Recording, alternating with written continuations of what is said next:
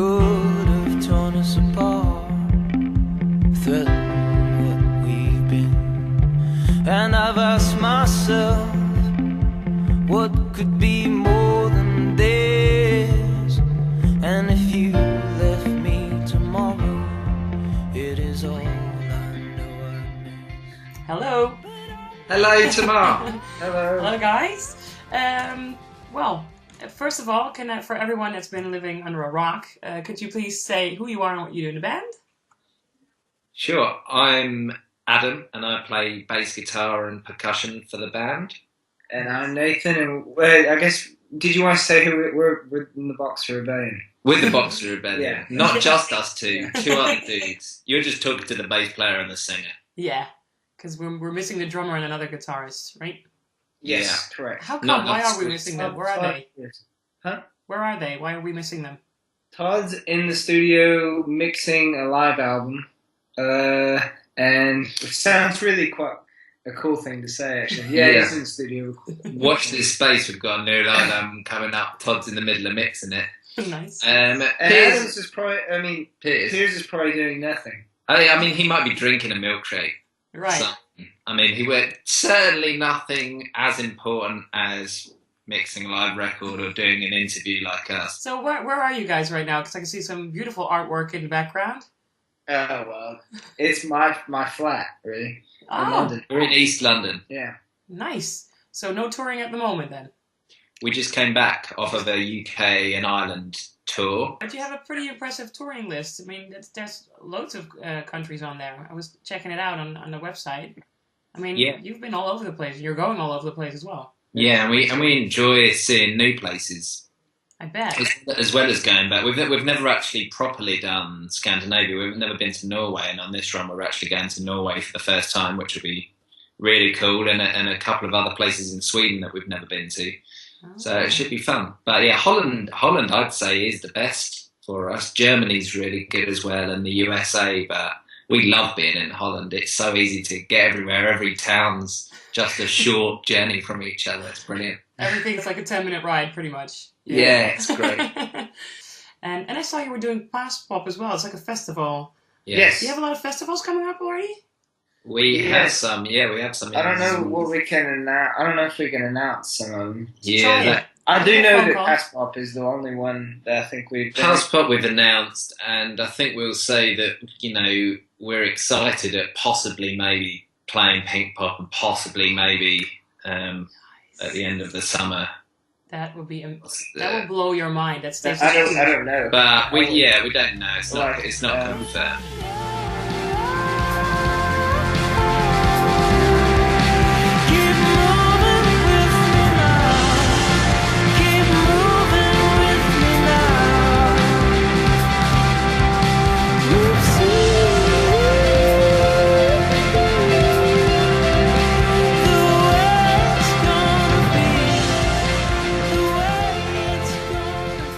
Last album, Promises, came out. It was the fourth album, right? Yes. And now things went pretty crazy afterwards. Can you tell me a little bit about what happened after the album released and what you're in right now? Well, we released it and we went pretty much straight away on a US tour. So we were kind of in that world for a good month and a half, 2 months. And then when we came back, we came over to do some promo. And we did a 3FM session, which we've done a lot of times, but for some reason, Diamonds clicked. And in that week, after we did that, we came back home, and then it become what's it called, mega hit? Mega hit, yeah. Pretty little thing, did you feel something? Did you always want me to be something? A broken heart from a devil of shallow nonsense turned your world upside down. Hey, so tell me, how is this last album, Promises? How is it different from what you've done before?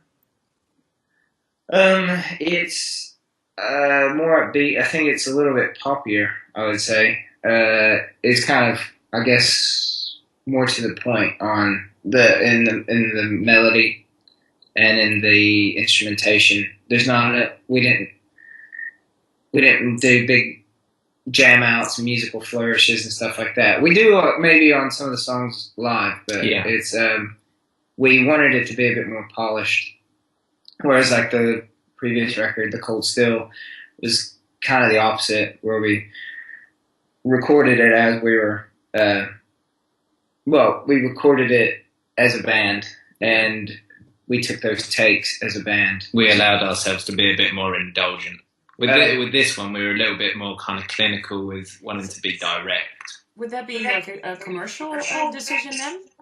You could say that, but I think we all realised that the songs that we played in the past, we have had that side to our other albums. I think we realised that those songs tended to be the ones that people kind of went crazy to live. So it was slightly commercial, but it was also kind of realising what made our fans love us and kind of directly giving that back to them. And actually, strangely enough, Diamonds became our biggest radio song that we've ever had anyway, so we've luckily had both sides of it. But Diamonds, I think it goes to show that no matter how much you kind of think about what song's going to do what, and how much you're trying to write for a specific thing, you never really know. Because I remember when we wrote Diamonds, I kind of and we finished like maybe even the first kind of recording of it, like really early on, and thinking that it'd be a really cool album track. And I had you'd never really think that it's gonna. We didn't think it'd be a single. I thought like things like Keep Moving would probably connect better, but it didn't. For some reason Diamonds did, and you never can predict. Yeah, there's no like formula for it. I'm no good next to diamonds. When I'm too close to start to fade. Are you angry with me now? Are you angry cause I'm to blame? I'm no good next to diamonds. When I'm too close to start to fade. Are you angry with me now? Are you angry cause I'm to blame? Okay, so the last thing I wanted to ask is, do you notice? I mean, obviously you have a big hit around here in Holland, but is there a big difference, or maybe not, between the English and the Dutch music culture? I think the one thing I do notice actually that I really love about Holland is that actually the local government, and I don't know whether this is true everywhere, but it's just from my observation, cares more about investing in arts, and there seems to be a little bit more caretaking with the venues. The small venues are often really, really good, and you don't get that so much in the UK, and maybe that's because there's so many bands, venues, promoters, they don't have to make such a big effort because everyone wants a gig here. But in Holland, in places like the Vera, for example, where it's a cooperative and people work one shift a month to get into gigs, there's far more of a community spirit and a love for the venues. That's what I've noticed anyway, and I really that place is cool. Yeah, it's epic. It has big history as well. What I remember about that most of all, I have the actual poster on my wall. Yeah, you can show it. Show it. Why don't you show it? That's a good poster. Yeah, that was from Vera. Is there anything, like a big message you'd like to leave for the viewers at this point?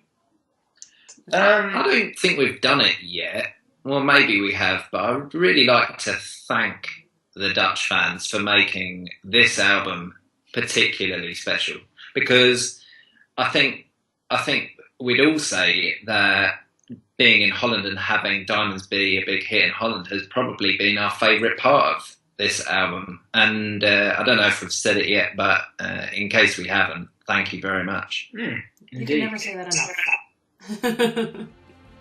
Good stuff. Okay, thank you, and good luck with the tour, and can't wait to see you live again. When I'm too close to start to fade. Are you angry with me now? Are you angry cause I'm to blame? I'm no good next to diamonds. When I'm too close to start to fade.